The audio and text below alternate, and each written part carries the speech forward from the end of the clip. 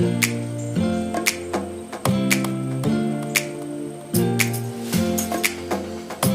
teman-teman semua, balik lagi ke podcast Ruang Temu Rasa. Kita bertemu berbagi rasa. Oke, pada kesempatan kali ini saya bersama Mbak Yekti Utami dari Satgas PPA, yang kali ini bakal sharing-sharing sedikit soal pengalaman beliau selama mendampingi kasus kekerasan yang terjadi di daerah Yogyakarta ya Mbak ya.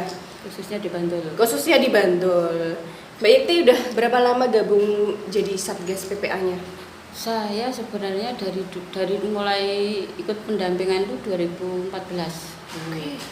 Terus sempat vakum berapa saat, kemudian balik lagi jadi Satgas lagi. Iya. Mbak Yekti bisa cerita sedikit soal selama ini kasus kekerasan yang terjadi di Bantul itu apakah cukup tinggi atau sudah berkurang gitu saat ini? Ya. Untuk kasus di Bantul itu cukup tinggi ya, untuk kasus-kasus seperti ini. Jadi Satgas PPA itu membantu dalam arti kita menjangkau misalkan dari dinas itu belum bisa menjangkau bahwa di sini ada masalah, di sini ada persoalan yang perlu kita dampingi di situ, lah kita berperannya menjangkau di situ. Dan nanti misalkan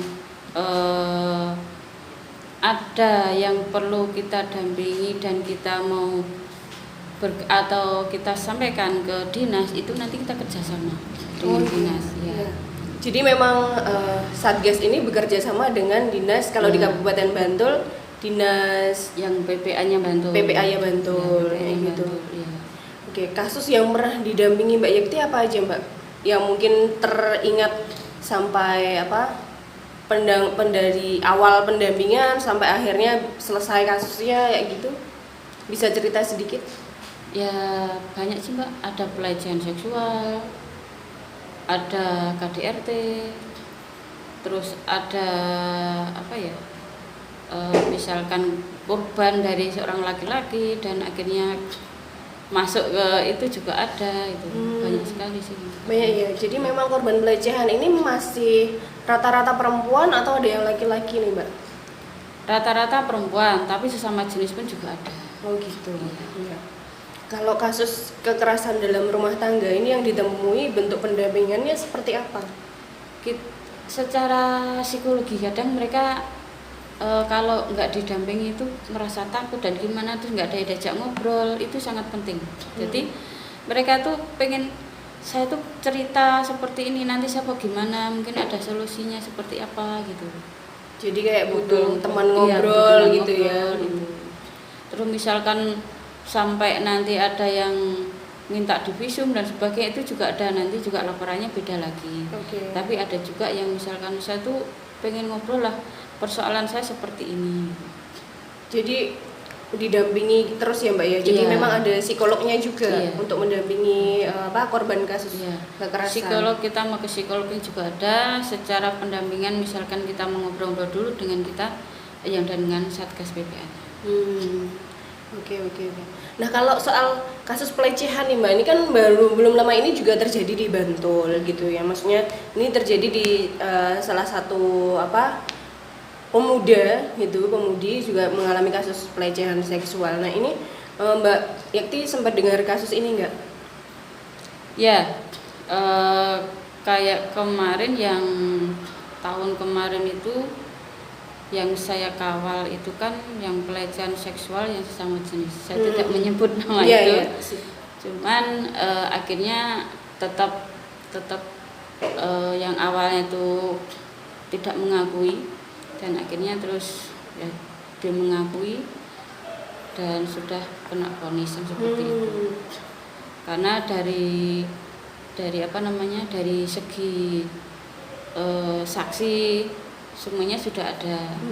Dan itu ternyata dimulai karena dia kayak balas dendam itu loh. Dulu pernah diginikan lah, makanya kan dulu pernah terjadi korban. Akhirnya dia mencari korban. Lah makanya kan pendampingan sebenarnya kemarin dari korban ini harus didampingi semaksimal mungkin biar nanti dia tidak menjadi pelaku di itu yang kita, karena yang kita khawatirkan seperti itu, karena yang ini pun dulu jadi korban sekarang jadi pelaku. Nah, jangan sampai nanti korban itu akan seperti itu, akan kayak turun temurun itu loh. Yang kita takutnya di situ. Kalau kita tidak ada pendampingan secara khusus gitu ya. Itu karena psikologi masih dalam tahap remaja itu kan masih belum labil loh. Iya, masih labil, masih bingung harus gimana ya, menemukan jati dirinya gitu ya. Pencarian jati dirinya itu belum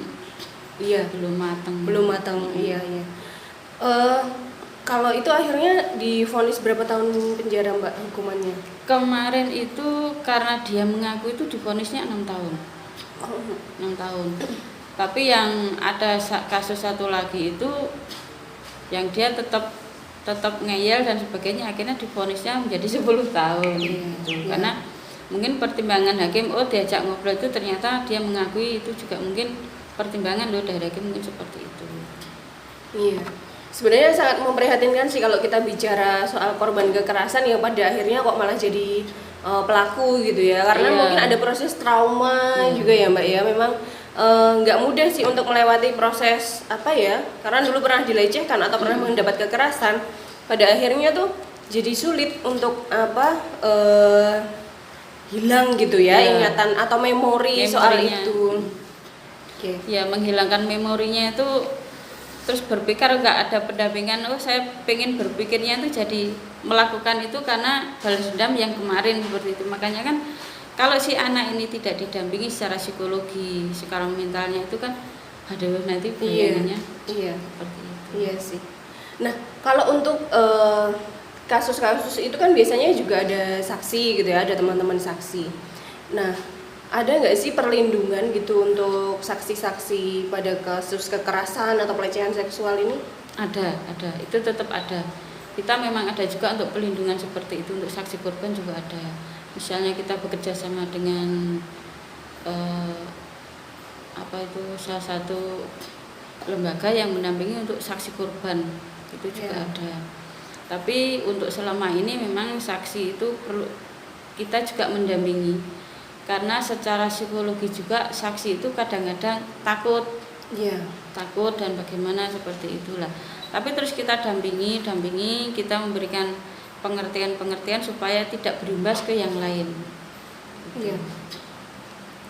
Mbak bisa cerita sedikit soal mungkin langkah awalnya nih ketika mungkin nanti ada kasus gitu, teman-teman nih yang menyaksikan podcast ini tuh harus kemana dulu sih kayak gitu kalau ingin melapor gitu, atau kemudian alurnya itu bagaimana?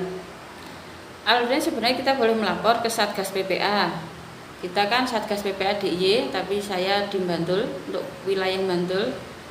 Terus ke T-Saga juga bisa, nanti ke PPA Bantul juga bisa. Karena penjangkauan itu biasanya itu dari teman-teman Satgas.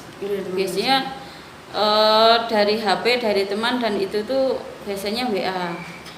Ini ada kasus seperti ini, terus bisa minta tolong didampingi. Itu biasanya seperti itu.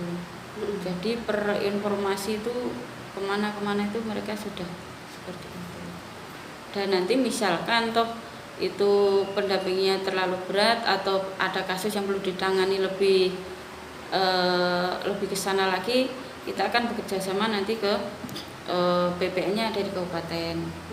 Itu nanti di sana, terus misalkan langsung ada pendampingan ke mau tingkat ke pengadilan dan sebagainya juga ada lagi.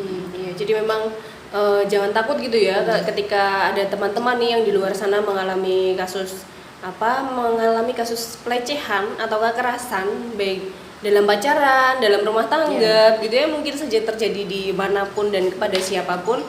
Nah, jangan takut, bisa ke PPA, bisa juga ke PKBI juga bisa, atau teman-teman juga bisa ada T-Saga ya Mbak ya. Kepanjangannya apa Mbak T-Saga? Telepon Sahabat Keluarga. Telepon Sahabat Keluarga. Nah, itu teman-teman bisa search di Google. Di situ juga ada akses hotline yang ketika kondisi darurat atau kondisi tertentu, ketika teman-teman butuh, teman-teman bisa telepon. Mbak Yekti, selama proses pendampingan ini, mungkin tadi sebenarnya di awal ya Mbak Yekti, kenapa kok tertarik pada ini, kan sukarela ya Mbak ya? Iya, oh ya saya jelaskan dulu. Iya. Kita di Satgas PPA tiap kecamatan itu ada perwakilan juga. Jadi di tiap Kapanewon masing-masing di Kabupaten Bantul juga ada. Di Kapanewon setiap di DIY ada perwakilan untuk satgasnya masing-masing. Jadi bisa di setiap Kapanewon itu ada sesuatu, mungkin bisa nanti kita mengarahkan ke situ Kapanewon. Itu terus kemudian yang jelas itu bahwa kita relawan. Jadi takutnya itu nanti minta bayaran yang seperti itu, tapi kita tidak. Kita itu gratis. Yang namanya relawan Satgas itu yang perlu kita sampaikan di sini bahwa kita tidak memungut biaya. Jangan sampai nanti saya suruh bayar berapa kan gitu. Iya. Kadang-kadang kita ada pertanyaan di Iya. situ toh. Dan itu memang kita tidak memungut biaya di situ untuk membantu, untuk mencari solusi dan sebagainya, kita untuk siap mendampingi. Iya, secara sukarela gitu ya, kapanpun ketika teman-teman memang membutuhkan gitu ya. Dan itu di kapanpun itu kadang jam 12 itu ada WA seperti ini, akhirnya saya harus mencari yang dekat. Iya. Misalkan Pajangan, misalnya nanti yang Pajangan Daerah yang dekat untuk bisa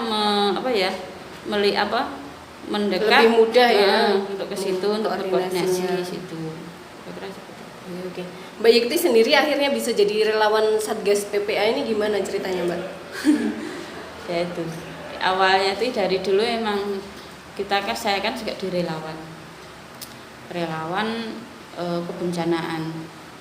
Jadi di situ dulu sudah pernah ikut di pendampingan 2014 itu, yang akhirnya terus udahlah kita berhenti dulu kan gitu. Tapi pendampingan waktu itu juga sampai tingkat itu juga sampai selesai di pengadilan itu juga ada, sampai dia masuk itu juga pernah ada. Iya. Nah, jadi kita akhirnya balik lagi ke sini mungkin karena hati ya Mbak. Iya. Panggilan.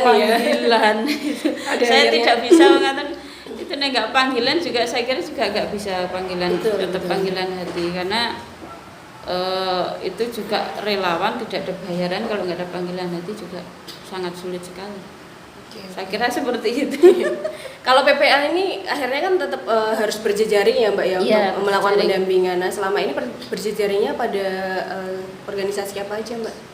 Kita semuanya ya. Jadi misalkan PKBI juga. Ya, PKBI juga berjejaring. Misalkan itu nanti terus Daya Anissa dan sebagainya, Ripka Anissa, ya, Sabda gitu. Terus cuma kita berjejaring dari berbagai elemen lah untuk saya, karena kita bidangnya di relawan, juga banyak teman-teman di relawan lah, informasi apa dan bagaimana nanti bisa ngasih tahu. Betul.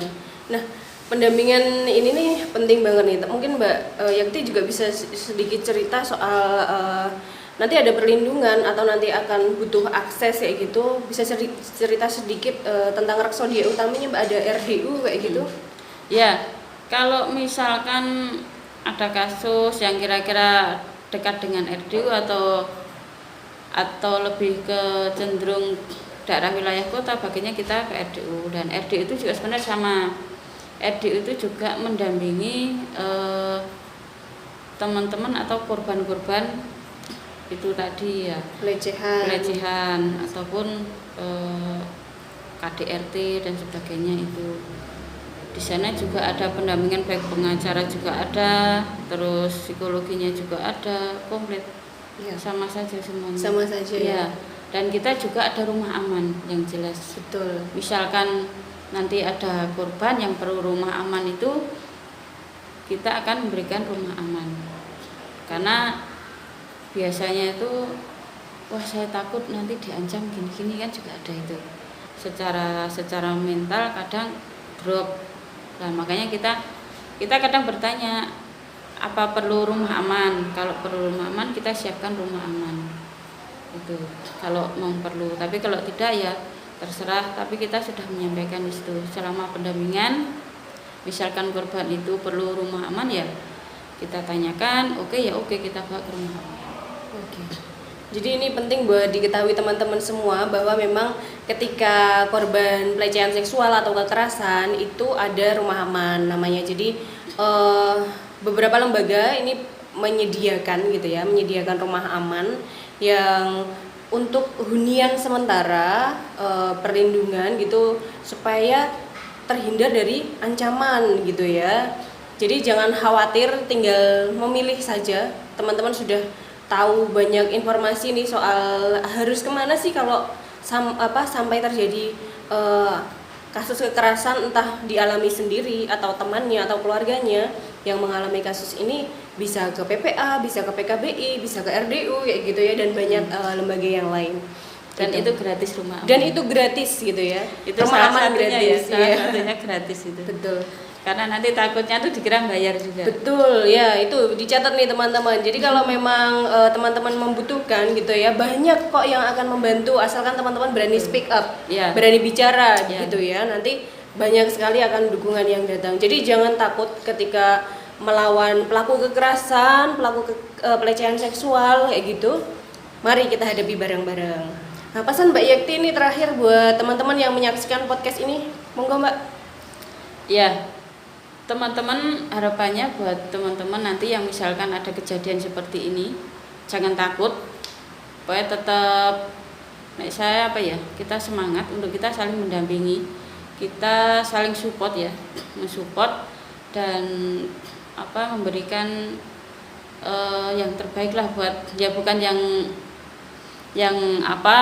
tapi minimal membantu meringankan beban supaya teman-teman itu tidak takut lagi bahwa terjadi pelecehan seksual itu nanti saya seperti apa, gimana kan seperti itu. Tapi jangan takut, mari kita sama-sama untuk bisa saling menguatkan, kita sama-sama bisa saling sharing untuk bisa memberikan yang terbaik buat teman-teman. Oke, jadi begitu ya teman-teman, nih sharing-sharingnya dari Mbak Yekti, bahwa teman-teman jangan takut, di setiap Kapanewon itu bahkan sudah ada PPA, jadi teman-teman bisa tahu gitu ya, di setiap kabupaten ada. Jadi kalau ini terjadi dimanapun dan kapanpun teman-teman bisa akses kayak gitu. Tadi juga ada T-Saga gitu ya, telepon sahabat anak. Nah kalau dalam keadaan darurat teman-teman bisa akses melalui hotline itu gitu. Oke, begitu aja podcast kali ini. Terima kasih sudah menyaksikan podcast Ruang Temu Rasa. Sampai jumpa di podcast-podcast berikutnya. Terima kasih.